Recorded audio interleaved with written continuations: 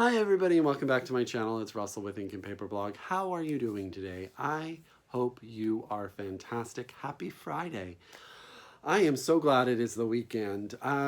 So as you guys know, I normally do my videos on Saturdays and Wednesdays, but because of some changes at work, yes, my job has changed again. I have been traveling and moving around and didn't get my Wednesday video up. And last night I went and saw some authors speak, so that was super awesome.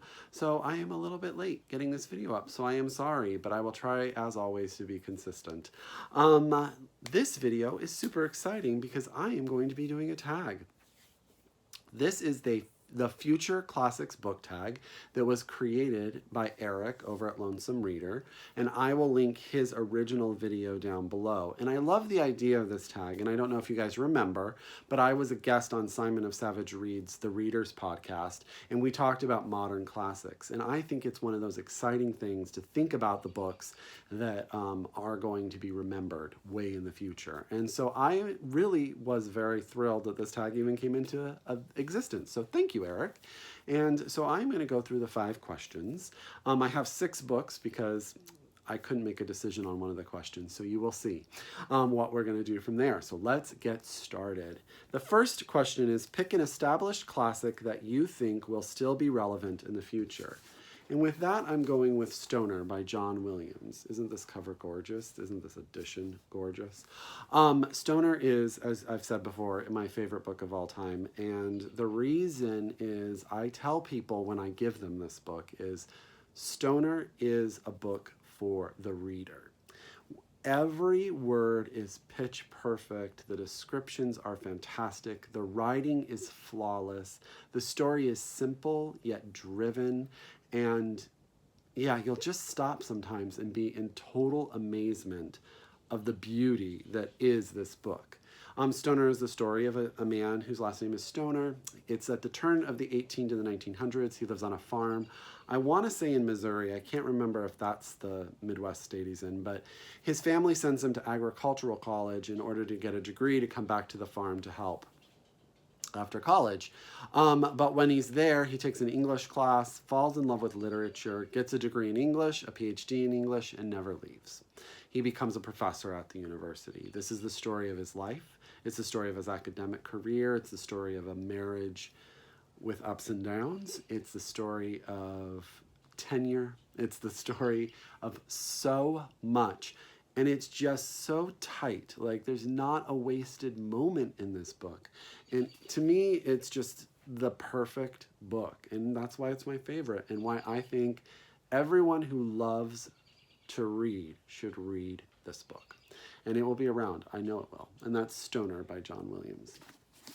The next question is, pick a recent book which you feel has gone under the radar, but which you are confident will be a future classic. I don't know if I'm 100% confident it will be a future classic, but I think this book went under the radar, and I think it has an important statement to make, and I loved it, and I know that I will probably give it to people for a very long time, and that is Christadora by Tim Murphy.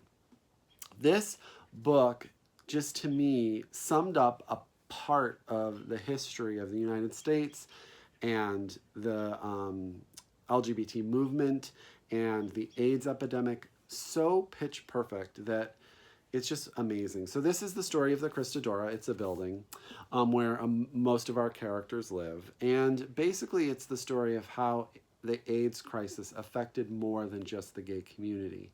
At the start of the novel, we have a young couple who adopt a young boy whose mother has died. She has died of AIDS.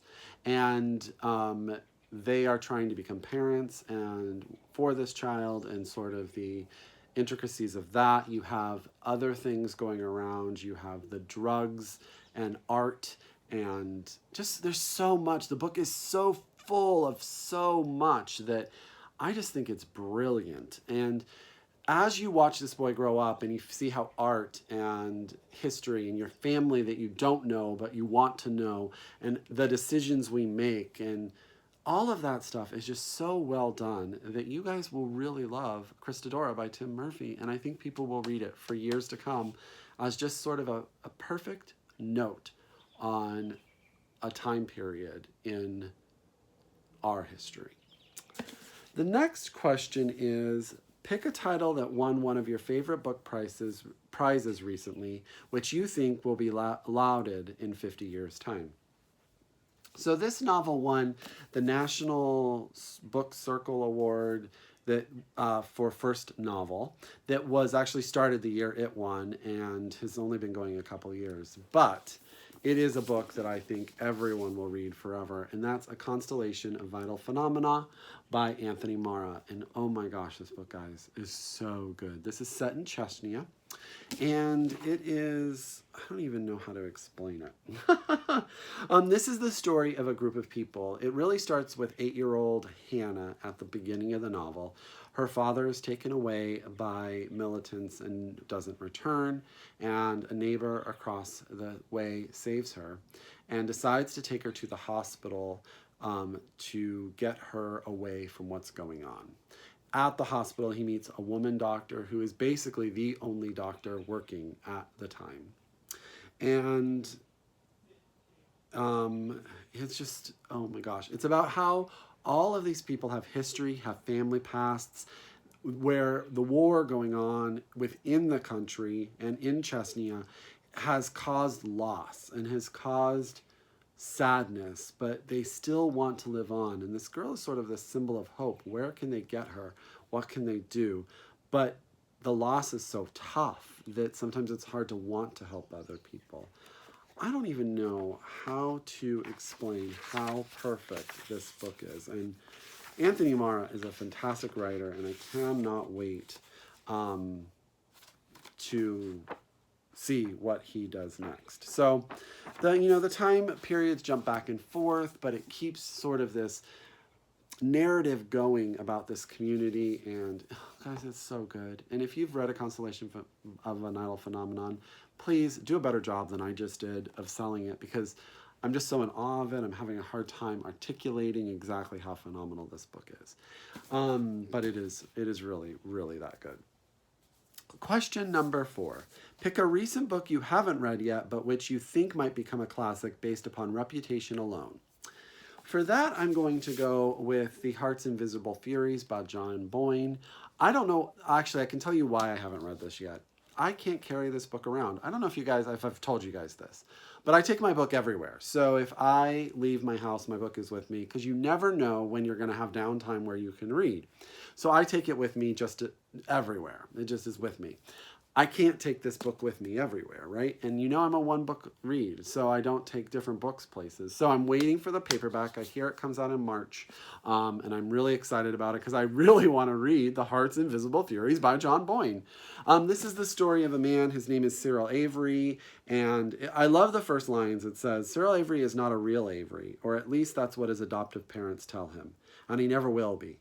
But if he isn't a real Avery, then who is he? And I think he's like born out of wedlock to a young woman, and this is sort of the story of him figuring out who he is and his life. I think it has sort of a gay coming of age sort of angle to it. John Boyne is fantastic on Twitter. I totally have a Twitter crush on him, and I have heard nothing but good things about this. Michael Kindness said this was his favorite read of last year, and I totally trust him. Everyone I know who's read this book says it makes them cry. So I am ready. I just need the paperback. Come on, paperback. And that's The Heart's Invisible Furies by John Boyne. The last question is, pick a favorite book that you want to save for your grandchildren, for your friends' grandchildren to read in 50 years. Now, I had a sort of a hard time with this, but I decided to go more little kid than teenager, so then I still couldn't choose one book. So I have 2 for you. The first is Neil Gaiman's Coraline, which I think is just a perfect kid's book. It has sort of that creepy element, so it keeps them entertained, but it's a fantastic story about family. It's a fantastic story about what happens when you think you don't want something and you lose it, and then what you'll do to get back to it. It's got sort of a magic take on it. I don't know. It's just so good, and it's short, and it will keep them entertained, but in the same time, it's well written, and it's so good. It's so good. So that's Coraline by Neil Gaiman. And then the other one is a graphic novel, and that's Everyone's an Alien When You're an Alien Too by Johnny Sun. This book is just It just warms your heart. This little alien right here comes to Earth to study us and meets trees and bees and cows and bears and learns about how everything is interconnected and learns about love and friendship and the world and how it works. And it's just adorably illustrated. And it's just heartwarming and sweet. And it's just so good. And I think children 50 years, 60 years, 70 years from now will still get the message that this book is trying to teach. And that's everyone's an alien when you're an alien too. So that is the Future Classics book tag. I hope you guys liked this video. Thank you, Eric, again for creating the book tag. As always, if you are coming back to my channel, thank you so much. I appreciate it. Have you read any of these books? How would you answer these questions? Tell me down below. And if you are a new subscriber, welcome, subscribe. I hope you like what you saw. I'm going to tag 3 people because I'm just interested to see if they'll do this. I'm going to tag Joss over at Scribbles Reads because I would be really interested to see what she would put in these categories. Emily at Possibly Literate because she is one of the smartest book readers I know.